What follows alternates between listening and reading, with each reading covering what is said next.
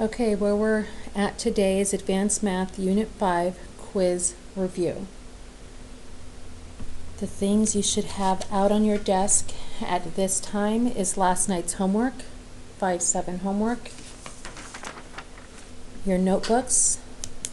We will be taking review notes today for the quiz.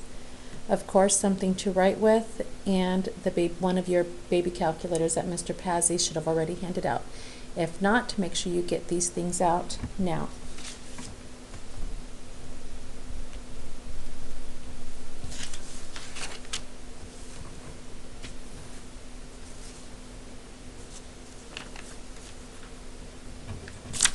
Okay, first thing I'm going to do is go over homework.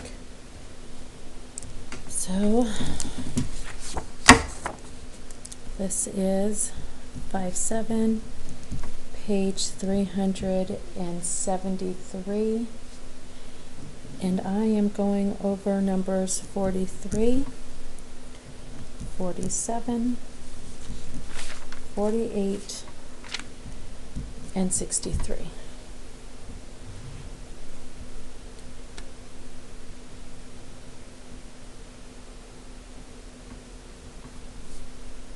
Again, I'm going over page 373, going over 43, 47, 48, and 63. And I'm hoping you remembered you were supposed to skip number 46. So if you had a question on 46, it's because you were supposed to skip it. Do not do 46. That was on your assignment sheet. All right, starting off with 43, which out of your book it reads secant squared x minus secant x equals 2. So when I look at this, first thing I notice, oh, it's tempting to take out a GCF. Think and reflect for just a little bit. Why is it not appropriate to take out a GCF on this side? I'm hoping you said, oh, because it should equal 0. If we're factoring, it's because we want to use the zero product property, and I cannot unless it equals 0. So I am going to subtract the 2 over, which gives me secant squared x minus secant x minus 2 equals 0. Now we look at this and think, can I still factor? No, it's not necessarily a GCF, but we are still able to factor. This is a trinomial guess and check. Now when I did this with you in notes, I used U substitution, and I said feel free to do without the substitution if you like, go straight into factoring. I'm going to continue using U substitution for explanation. All right, if U is secant, and this is secant squared, this would be U squared, minus this would be plain U, take away 2, equals 0. Now I'm hoping your brain can process, oh, I can handle this. So we double bubble, set it equal to 0. U times U is U squared. We know the only way to get 2 is multiplying 2 and 1. We know 1 has to be positive and 1 has to be negative. I'm going to make this one negative, this one positive. Negative 2u, positive 1u would give me the negative u in the middle. Now in notes I solved first. I got them each u isolated and then plugged in. Again, you can plug in here and then solve, totally your choice. But at this point we have secant x equals 2. and secant x equals negative 1. Now I'm hoping you remember from notes what we said is I take the reciprocal of both sides. What's the reciprocal of secant? Cosine. What's the reciprocal of 2? 1/2. What's the reciprocal of secant? Cosine. What's the reciprocal of negative 1? Negative 1.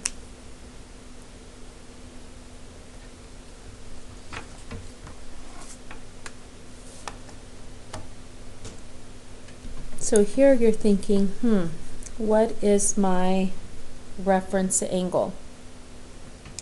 Now, when is cosine 1/2? 60 degrees. Here's the 60 degrees coming down, and cosine is the x 1/2. And it is one of the answers because it's in quadrant 1. Cosine is positive in quadrant 1 and quadrant 4. So 60 and 300.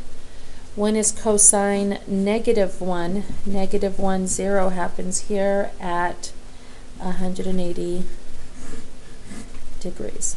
If you did it in radians, because that's what the book did ask, and I said it was up to you and how you wrote it, pi over 3, 5 pi over 3, and pi. I do not need both sets of answers. You choose which one you would use. All right. So this is very typical, a very typical type of question you would see on a quiz, on the test, obviously on homework. So make sure you digest, you understand. I am going to move on to number 47. Okay, 47 reads 2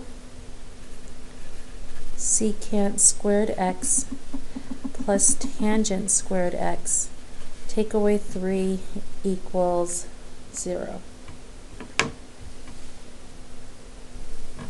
You want to get your brain to process, what should I do next? So, for example, myself, when I look at this, I'm thinking, all right, it already equals 0, so I can try to factor and use a zero product property.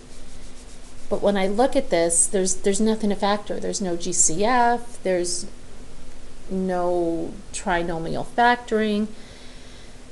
So I have a few choices. I can use reciprocal identities, change everything to sine and cosine.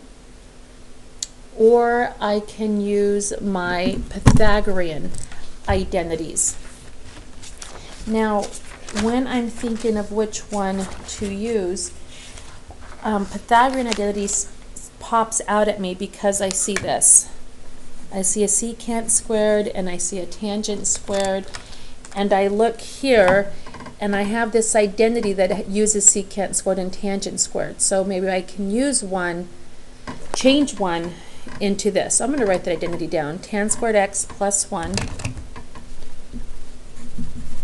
Tan squared x plus 1 equals secant squared.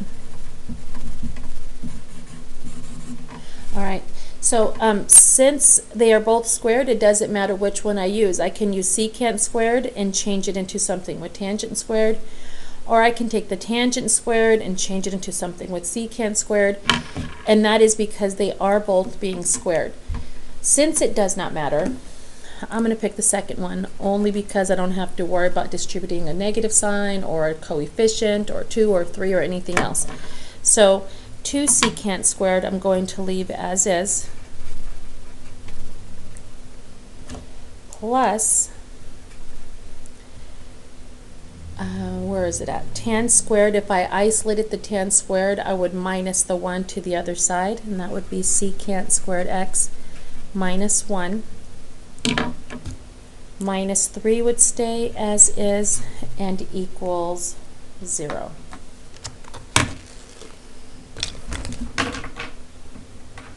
Alright, so this is what I have now. 2 secant squared plus secant squared minus 1 minus 3. So I'm going to clean this up. Now, these actually are like terms. 2 secant squared and 1 secant squared. It's not a trinomial guess and check because they're both squared. So 2 plus 1 is 3. 3 secant squared x minus negative 1 and negative 3 is negative 4 and equals 0. Do you see how I worked that out? These are like terms. I'm going to put 2 lines here. These are like terms. 2 secant squared and 1 secant squared is 3 secant squared x. Negative 1 and negative 3 is negative 4. So add your 1 to the other side. I'm sorry, add your 4 to the other side. 3 secant squared x equals 4.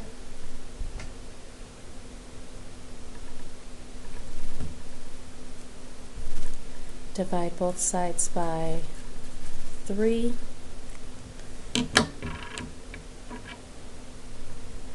Secant squared x equals 4/3. And I'm hoping you recognize, oh, we should square root the square root of secant squared. And you could reciprocal both sides first or square root both sides first, totally up to you. Since I've started to square root, I'm going to go ahead and finish it. This is secant x equals plus or minus square root of 4 is 2, and square root of 3 is root 3. I'm going to leave it like that for a variety of reasons. One, we don't rationalize anymore anyway, and second, I am going to flip it. All right, since secant is not one of the ones we use for our unit circles, we're going to take the reciprocal of both sides. Reciprocal of secant is cosine. The reciprocal of 2 over root 3 is root 3 over 2, and it's still plus or minus.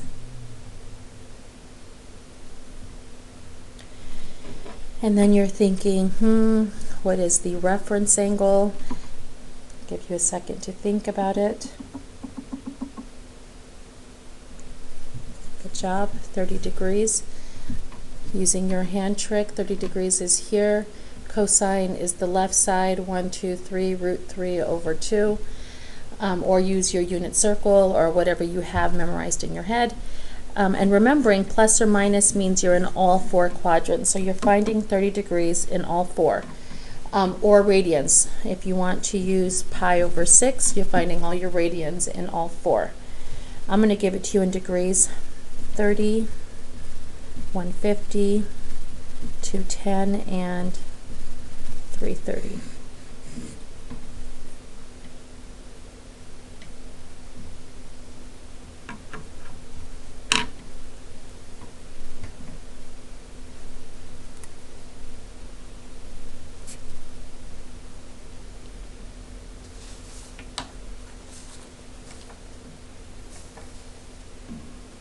All right, I'm going to move on. I'm going to move on to number 48, so make sure you wrap this one up. If you didn't have a chance to finish it, just make little notes to yourself on how to finish it so you can do that later on your own.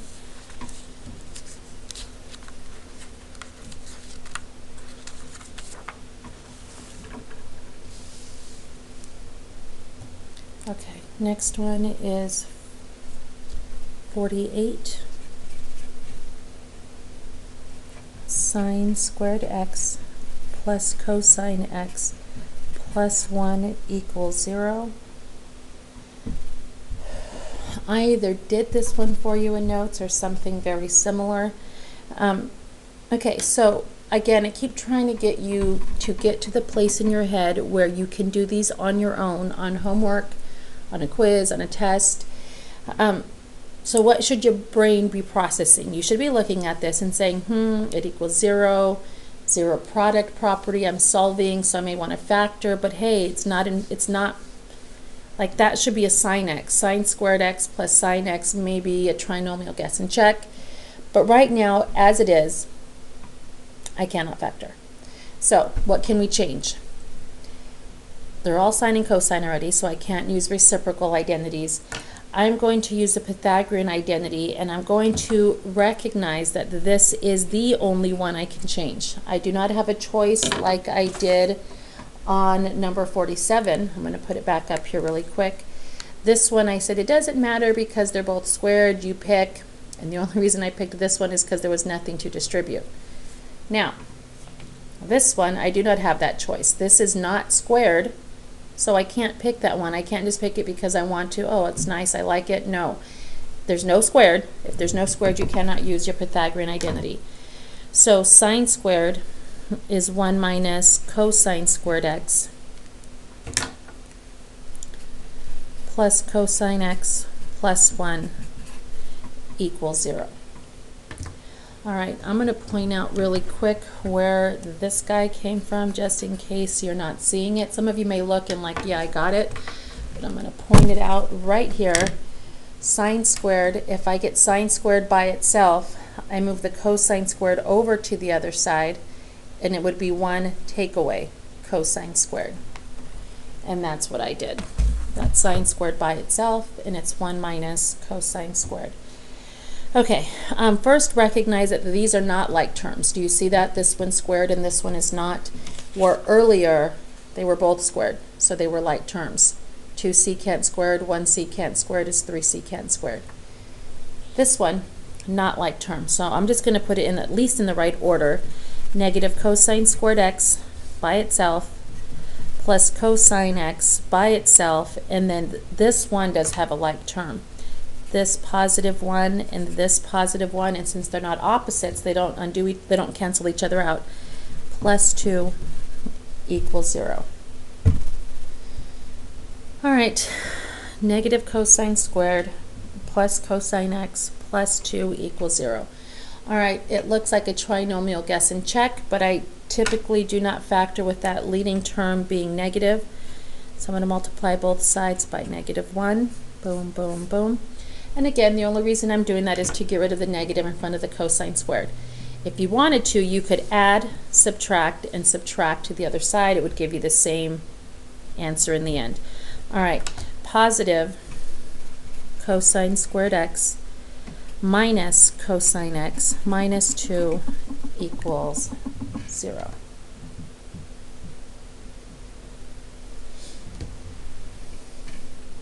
Okay, I am going to use u substitution. U equals cosine x. Again, you do not have to. I'm just going to cover this really quick. Don't know if the yellow is going to show up. But if you choose not to use u substitution, you just go straight from here to here. And if you can do that without the substitution, that is perfectly fine. It's accepted. It's actually encouraged. I use the u substitution because some people rather see it that way. It's a little easier for the brain to process, and so I do it. Again, not for everyone. If you can do without, do. Okay, so this is u squared because of the squared minus just plain u minus the 2 equals 0. Double bubble. The only way to get u squared is with u and u. U times u is u squared. All right, the only way to get 2 is with 2 and the 1. It has to be negative here and positive there. Negative 2u, positive 1u would give you negative 1u in the middle. I'm just going to simply put the cosine back in for the u's. Actually, and I know I've said this before, you can do it before, you can do it after. I've always done it after, so I'm going to show you how to do it before. Cosine x minus 2, cosine x plus 1, and then you solve each one. Cosine x minus 2 equals 0, cosine x plus 1 equals 0. Add the 2, cosine x equals positive 2, subtract the 1, cosine x equals negative 1.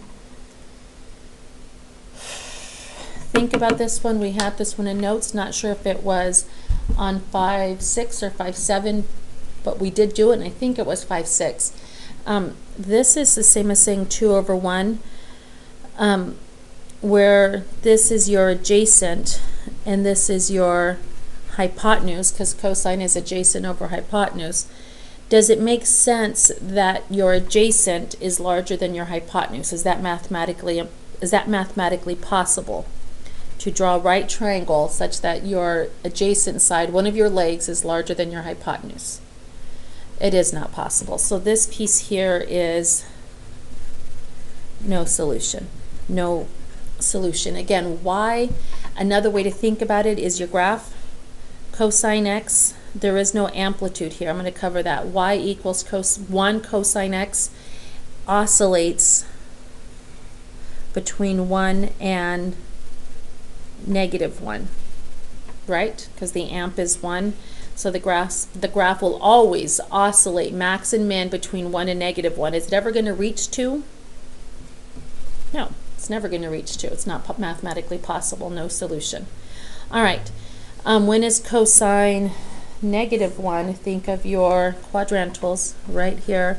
-1, 0 is when cosine is -1, and that happens at pi, or 180 degrees, however you want to write your answer. But that is the only answer we have. You don't have to write no solution. When you do your work on the quiz or the test and you give me this, I will see this in your workspace, and I will know that you knew what you were doing, and that's why you did not write this down. This is all I need.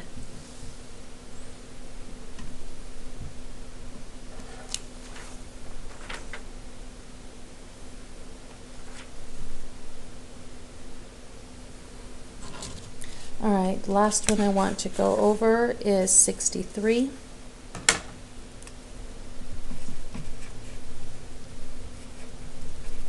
Sine 4x equals 1.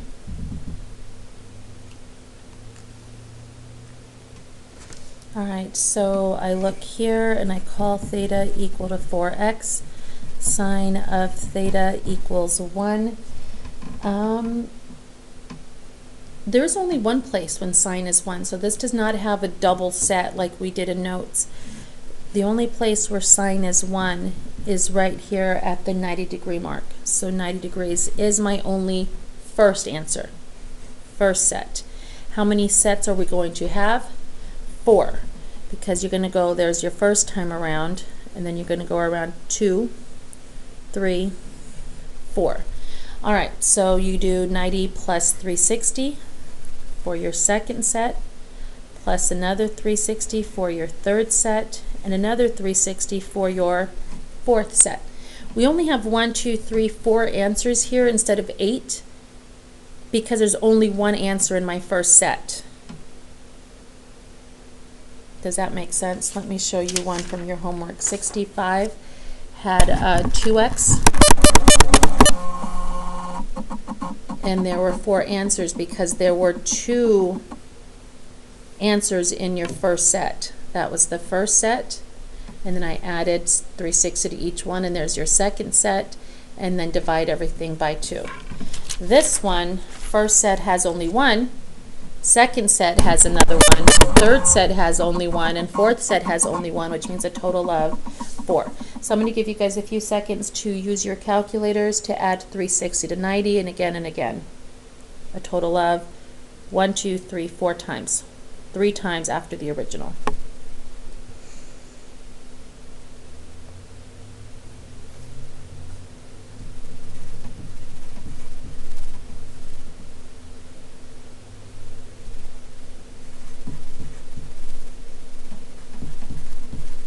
All right, I have them, and remember this is 4x, so we take and we divide everything by 4, including the number that's within our domain between 0 to 360. We divide them all by 4, including the smaller ones. And I said in notes yesterday that decimals are our friends. Remember that, because people freak out when they get answers that are decimals, and that happens on the test, so do not let that freak you out. 22.5, 112.5, 202.5, and 292.5.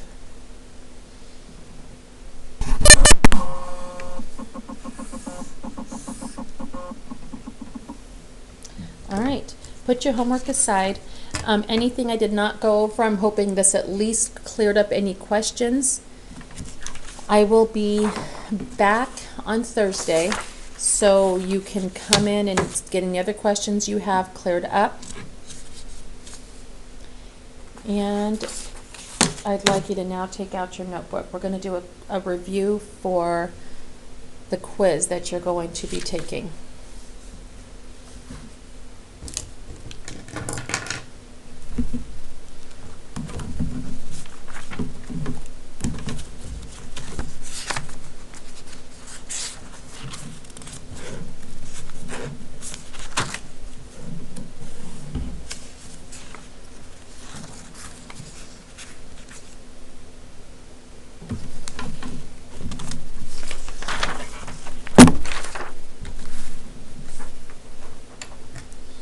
All right. I'm going to call this 5-review, Unit 5 quiz review, and today's date is the 8th.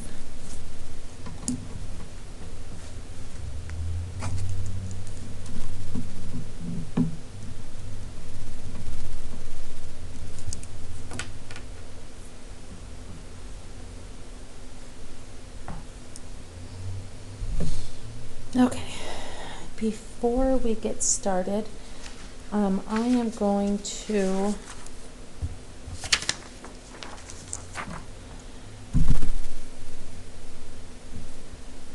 put it over here. I'm going to squeeze in here in a small little section just some things that we're going to need to know for these review notes. Now I want us to do this from memory the best we can. And what I would suggest you do when you get your quiz, you maybe like in a section down here, you make that same box and fill in information. Like you'll do all your little trig facts in here, but put them somewhere in your quiz. You're not allowed to take anything out of your bag or your notebook during your quiz, so you're going to have it in your head. All right, so what I would write down is sine squared x plus cosine squared x equals 1. Now I am not going to write down my reciprocal identities, only because we've been using those for some time now, like the reciprocal of cosecant is sine and so forth. All right, now either you have the other set memorized, the other sets, because we've done them. Either you have them memorized or you talk and work about how to get them done. All right, so I'm just going to do it quickly. Divide everything by sine squared. Now I'm not writing everything down because we've done it in notes. We've talked about it, we've talked about it, we've talked about it. So at this point you should have had the practice done on your own. If you divide everything by sine squared divided by sine squared is 1. Plus cosine squared over sine squared is cotangent squared, plus 1 over sine squared is cosecant squared.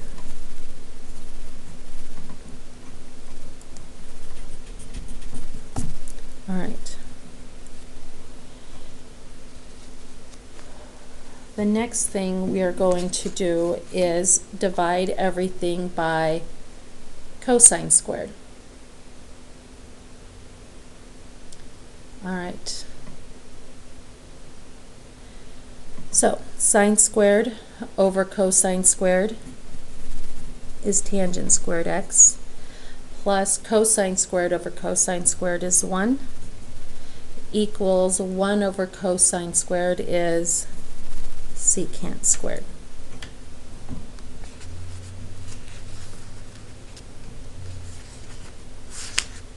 All right, and I'm just going to do a quick flip to verify, and there they are there. So again, here it is. When we did it the first time, we derived it all through. So if you're still confused in what I'm doing, you can look back at your notes later. It's there. All right, so I would write that down. What else would I write down? I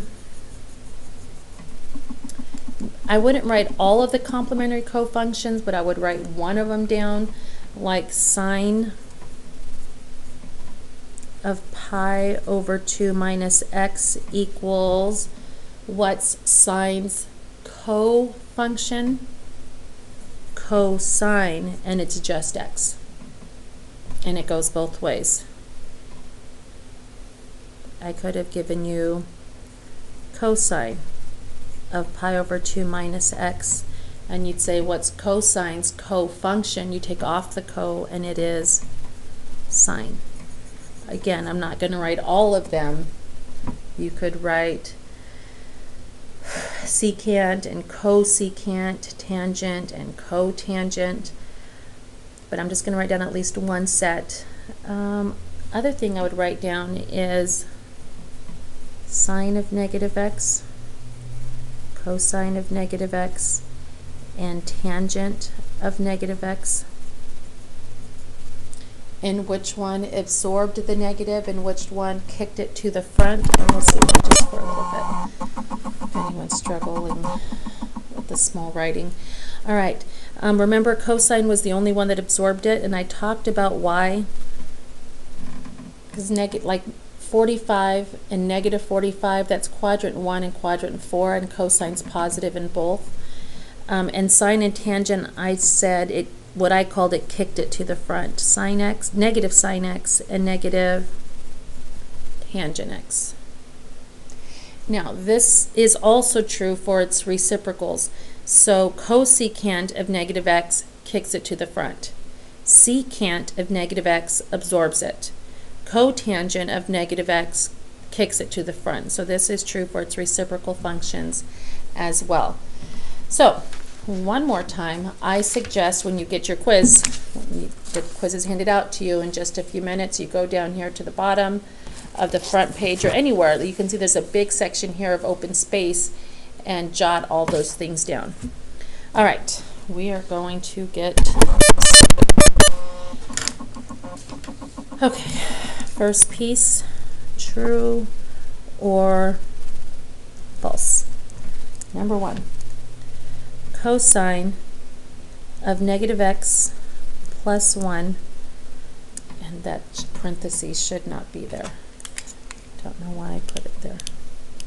Cosine of negative x plus 1 over cosine x minus 1 equals 1.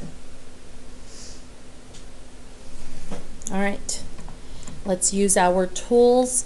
Cosine negative x is here. That's the one that absorbs the negative, does not kick it to the front. So this piece just becomes cosine x plus 1 over cosine x minus 1.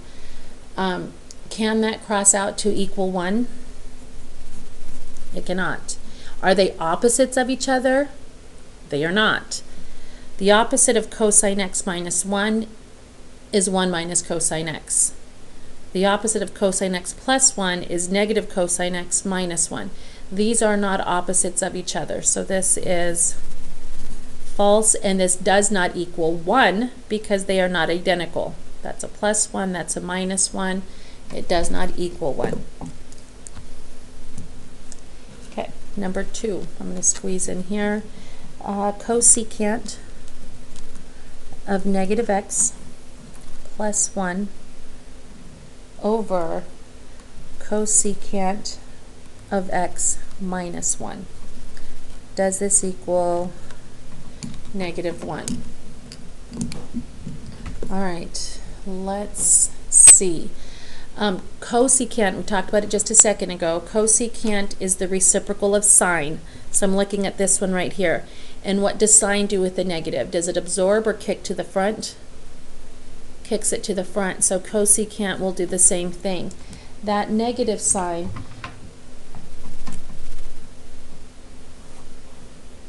will get kicked to the front. So it's going to look like this. Negative cosecant x plus 1 over cosecant x minus 1. Now, because these are not proofs, you don't have to pick one side and stick with it. Like you could multiply to the other side and move things around. I'm just going to stick with this side to see if it equals negative 1. Some of you may be able to see it already. So a few different ways you can think about it. I can rewrite this as 1 takeaway cosecant x. Can you see that in your head? 1 takeaway cosecant x, which is the opposite of cosecant x. Or some kids would choose to pull out the negative 1, which give me positive cosecant x take away 1. Does everybody see that? If I factor the negative 1, that becomes positive and that becomes negative. And in doing that, what ends up happening here? They reduce, and I'm left with negative 1. And does that equal negative 1? Yes, this is true.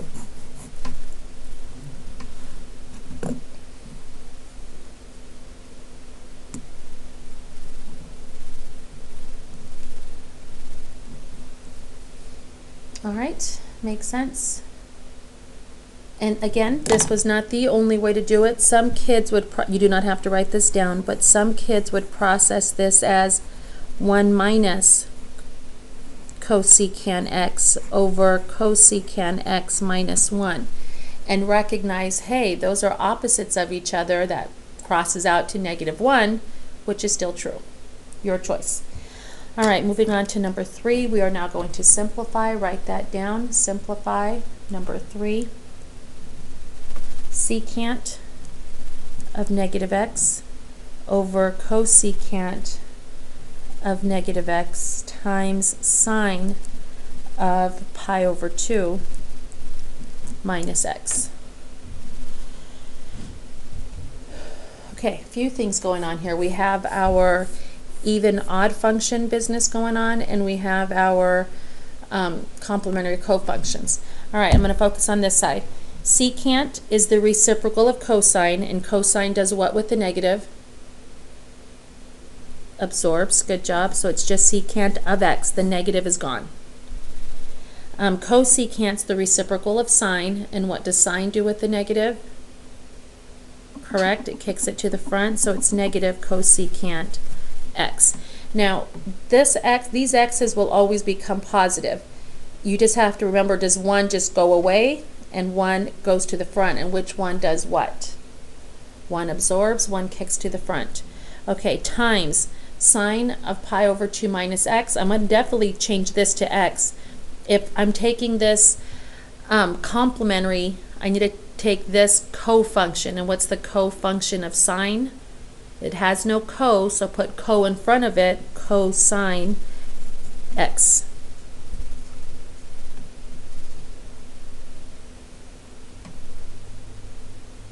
All right, I am variety of different ways of doing this. How you approach it is up to you. I am going to just change this side.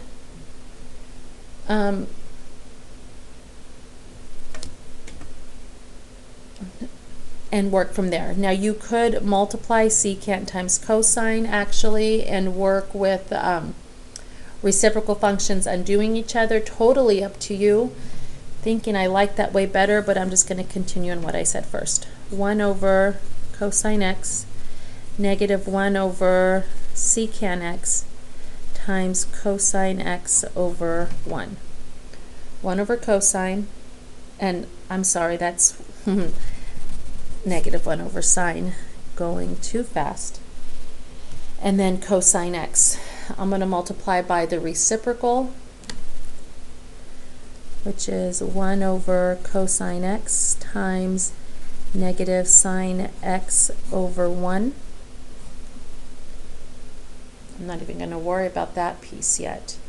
And this becomes negative sine x over cosine x times cosine x over 1.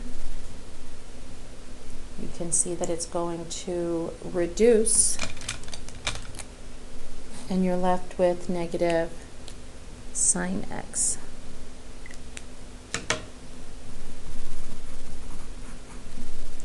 Now, as I was saying earlier, and it may have been a little easier, so if you went with that way, that's perfectly fine.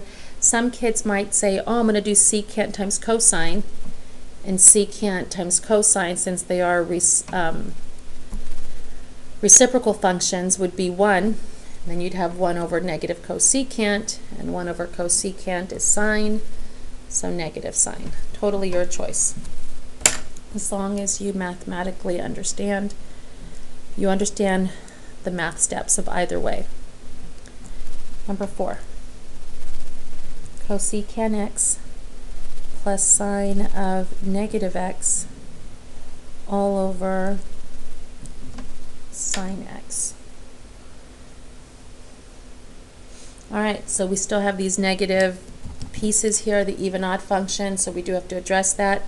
Does sine absorb or kick to the front? It kicks to the front, so that's going to give me cosecant x take away sine x all over sine x. Am I allowed to reduce here?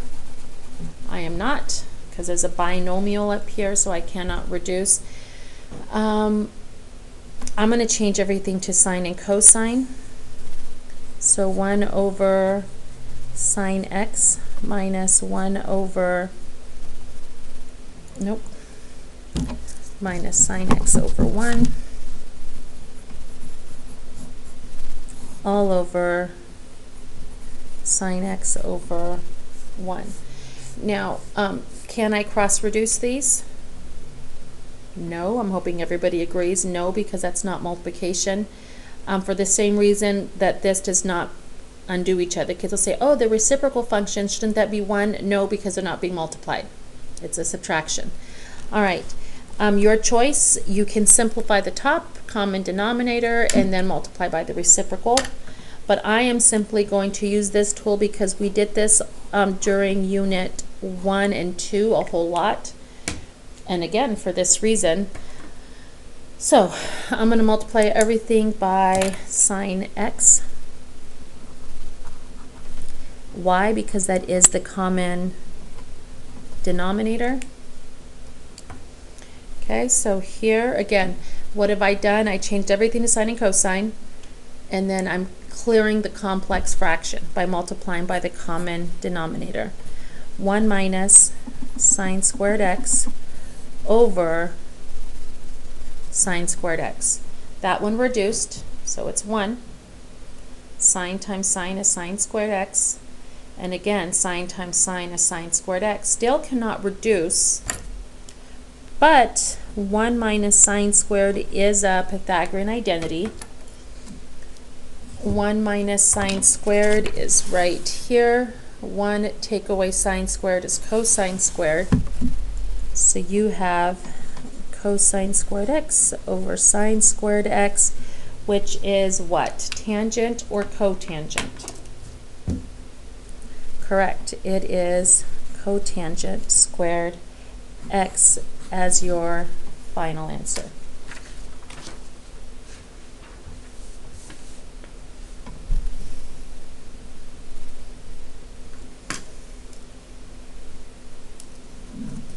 Okay, I am going to move along to number 5. If I am going too fast, you can have Mr. Pazzi pause. You can ask him to pause and get stuff down if needed, or just make little notes to yourself to clean it up and take a look at my notes later.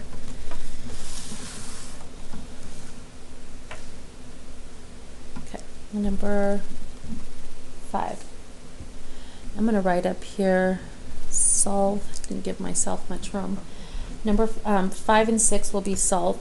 2 cosine to the 4th x minus 3 cosine squared x plus 1 equals 0. All right, I just went over some of these in homework during the homework time. Only thing different is we haven't seen it to the 4th, but you've factored those before, so it should not be a problem.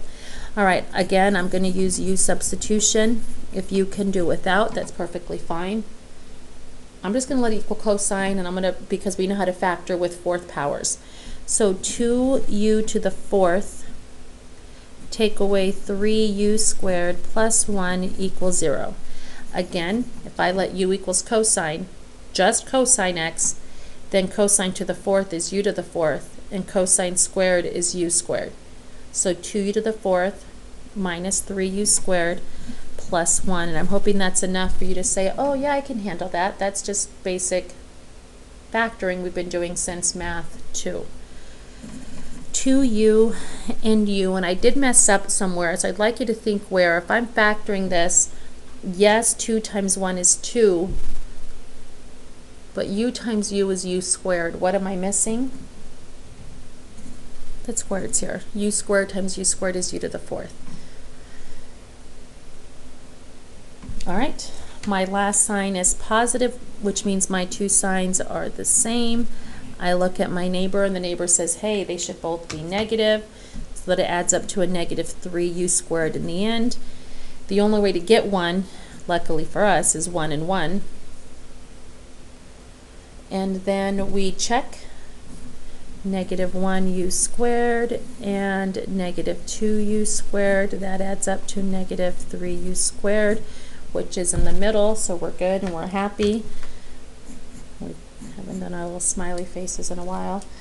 All right, so then it's up to you. As I've said before, you can plug in now and solve, or solve and then plug in. I'm just going to continue and I'm going to solve. 2u squared minus 1 equals 0. U squared minus 1 equals 0. I'm going to solve all in one step. U squared equals, you add, divide. What do you get? 1/2. U squared equals 1. Square root, and square root, square root, and square root. U equals square root of 1. Oh, don't forget your plus or minus. 1 over root 2, plus or minus 1. And as much as we'd like to be done, of course it's never that easy. We can't just say, oh, those are the answers. We've used substitution, so we do have to plug it back in. And I'll let you guys do that now.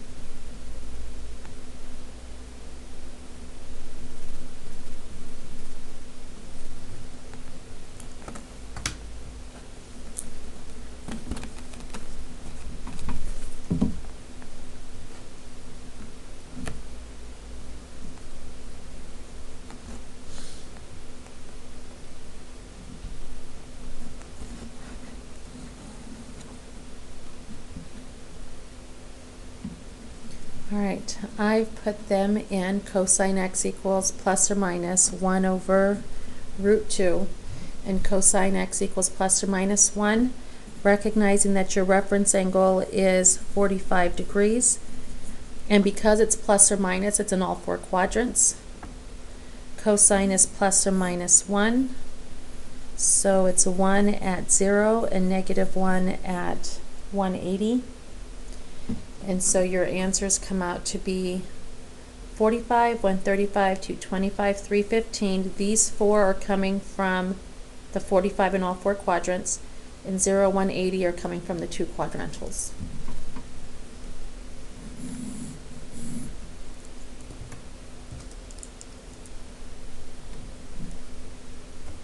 All right, number 6, secant x cosine 2x equals negative cosine 2x. All right, that's secant x cosine 2x equals negative cosine 2x. All right, we are solving, and again, I want to possibly factor, but does not equal to 0. Please remember, we do not divide. I'm going to write this down and erase it, so do not write it, especially if you're writing in pen. Kids are always tempted to do this.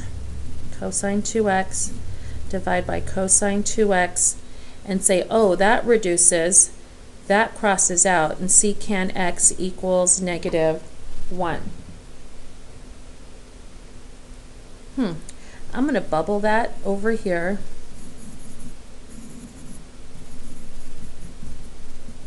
And come back to it later. Now, why do we not do that? Does anybody remember? We've talked about this since back in Unit 1. We never divide by x or a function of x because we end up losing an answer. I'm hoping that's what everybody remembers. We end up losing an answer. So let's move this over. Add the cosine 2x to the other side.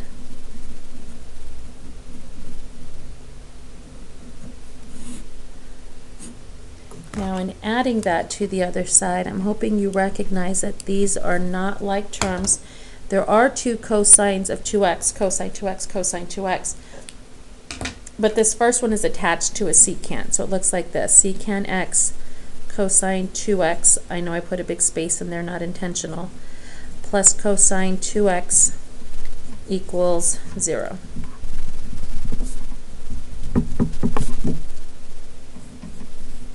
All right, secant x times cosine 2x plus cosine 2x equals 0, not like terms. Again, it's like saying xy plus y. Can't add them together. Whew. Okay, GCF. GCF is cosine 2x. Parentheses, that leaves me with secant x plus what? If I took out a cosine 2x, what's left here? Equals 0. 0 product property. Cosine 2x equals 0. And secant x plus 1 equals 0. Which is this one here is the same as saying secant x equals -1. We're going to work each one of these out. We've done this before, cosine 2x. What does that mean you're doing? You're going twice around your circle. So think first of what your angles are, your first set, and is there only one or is there two? How many places is cosine 0? This is how I usually write it. Again, not necessary if you can do without. There's two places where cosine is 0. 0, 1 and 0, -1. So that's 90 and 270. That's your first set. And then you go around again for your second set. First set, second set, because there's 2x. If that had been a 3x, then we would go a third time and end up with 6 answers. All right, so add 360 to both of those really quick.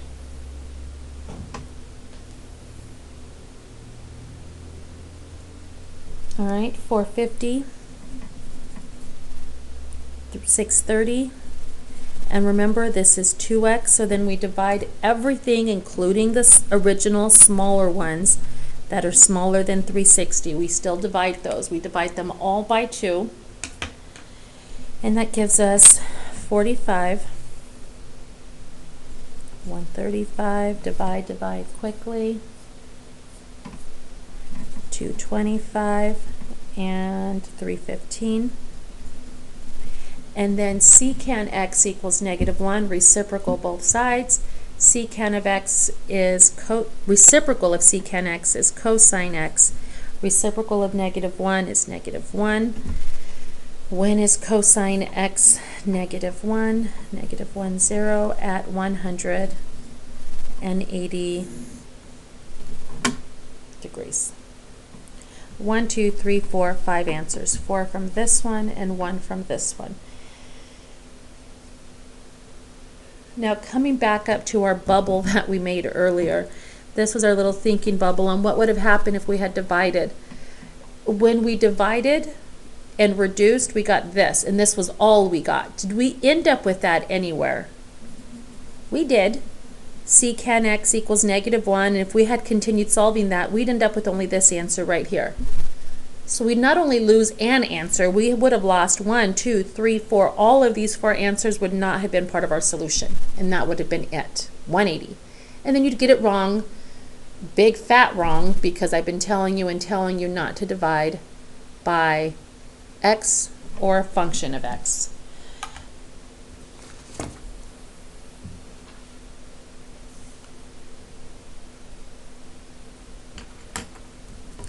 Okay. Last section we are going to prove, and these ones will go a little faster because we've been doing these for a while. Number 7, remember prove or verify, those are the words they're going to use. Tan squared theta cosecant squared theta minus tan squared theta equals 1. I'm going to give you guys a few seconds to try that on your own.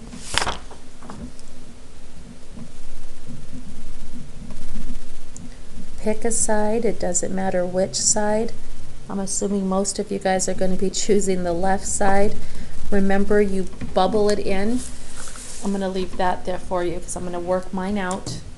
I want you bubbling in the side you're going to pick and do your work. Go for it now.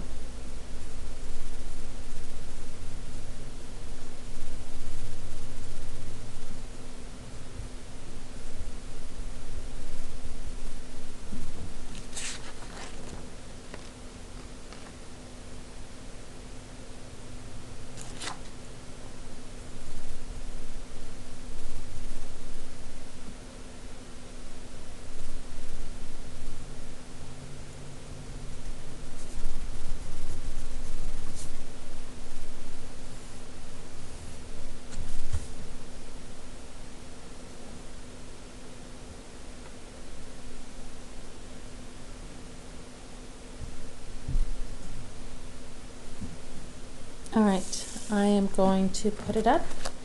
Now remember, before I put it up, different people, different ways, and there's not only one right way to work it through. So this may not be the way you did it or your neighbor did it, but I'm going to show it to you and talk about other ways as well. All right, IGCF'd. Oh, I picked the left side. Don't forget to bubble that in. IGCF'd, tangent squared came out.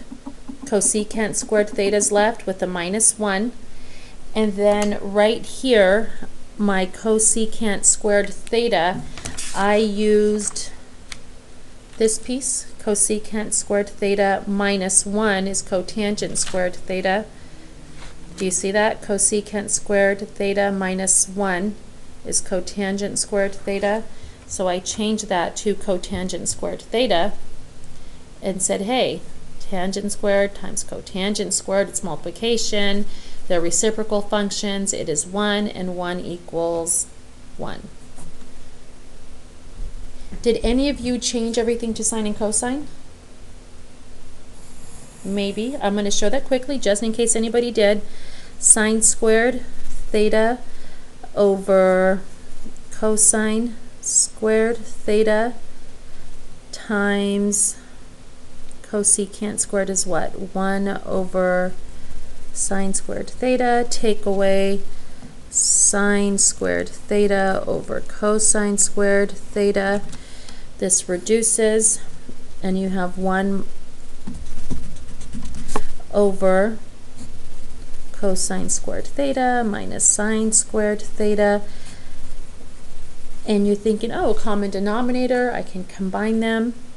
1 minus sine squared theta over cosine squared theta.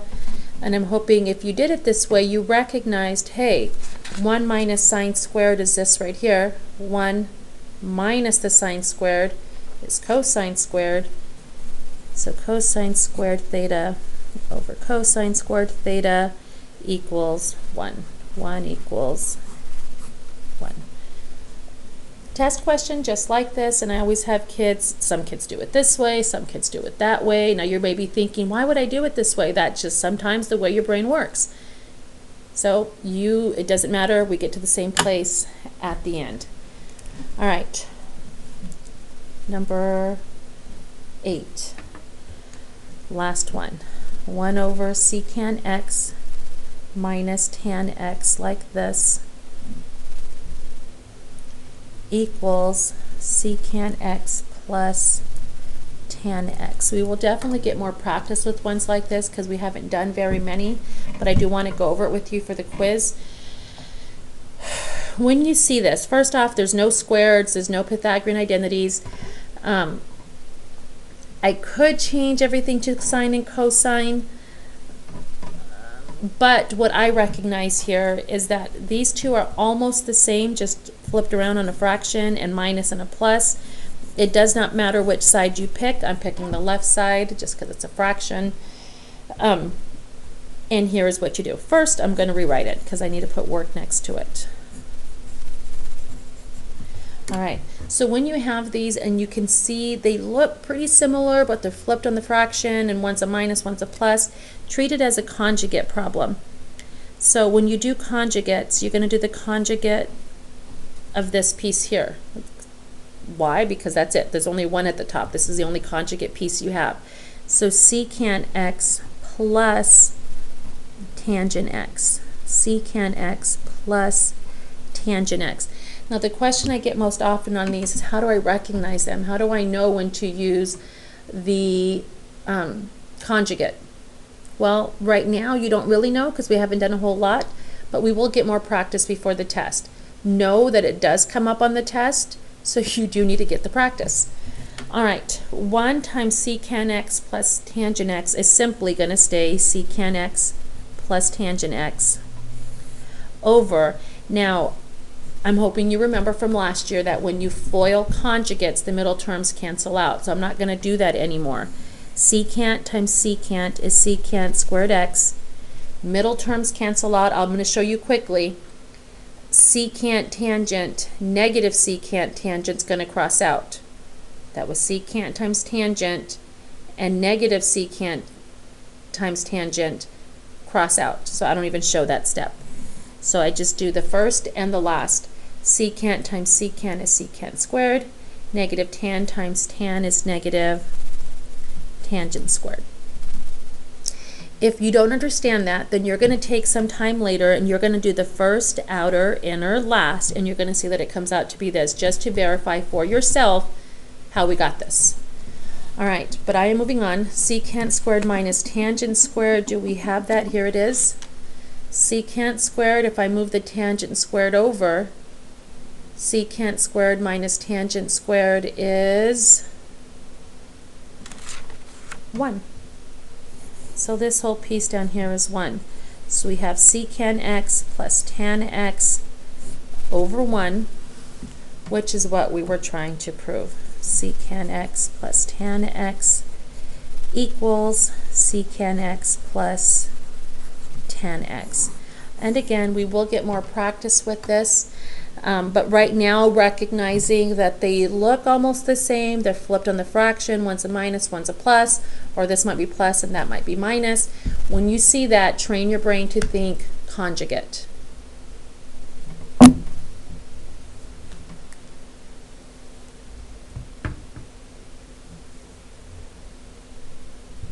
All right. You will be getting started on the quiz. Remember, you work together, you help each other out. It's not a time to copy, it's a time to help, figure out what you know and what you don't know.